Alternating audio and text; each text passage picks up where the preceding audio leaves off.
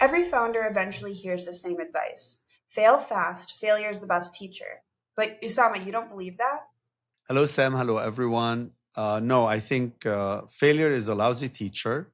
It comes late, it's expensive, and half the time it doesn't tell you what you're supposed to learn. That's interesting because failure has almost become something that people celebrate in entrepreneurship.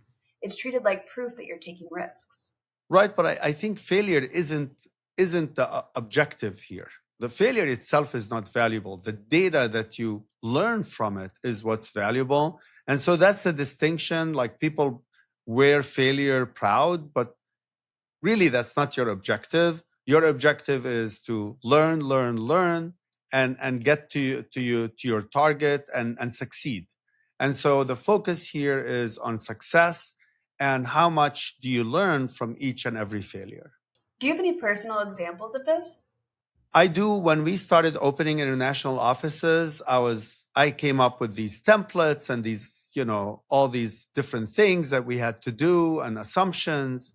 And when we first started, it failed. And I was like, nah, it failed for different reasons. Maybe it's the person there, maybe something else. So I tried it again and again, it failed. And the reason for that failure then is I wasn't looking at why it failed. I wasn't studying it. I wasn't collecting the data on why it failed. I was just thinking, let me brute force my way through it and it'll succeed because I'm right. And this is something to really watch out for, that if you don't build the instruments that would tell you why you're failing or what assumptions are failing, you're probably going to just repeat it over and over again. And one, never learn, and worse, never succeed. So, what's the alternative? Because businesses can't avoid failure completely. I definitely don't want businesses to avoid failure. They should just make it cheaper and more informative.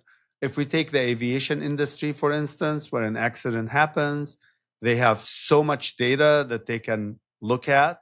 They have investigations, they have meetings, discussions, and they learn so much from it so that they avoid that specific accident from ever happening again.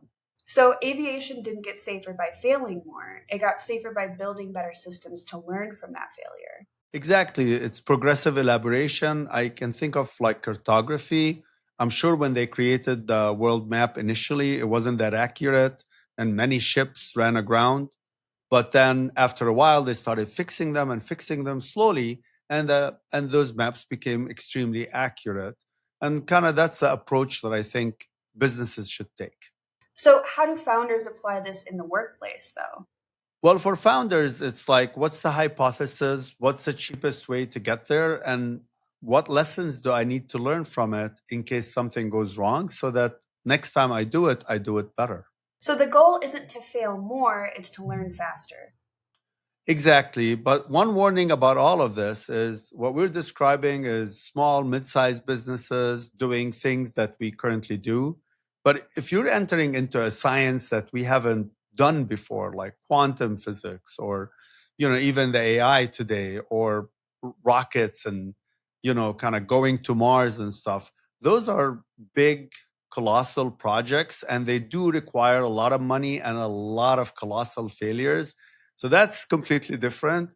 This episode is a little bit more on the ground level and smaller businesses, smaller failures. Okay. Well, thank you so much, Usama, and thanks to those watching. We'll see you next time on Bits.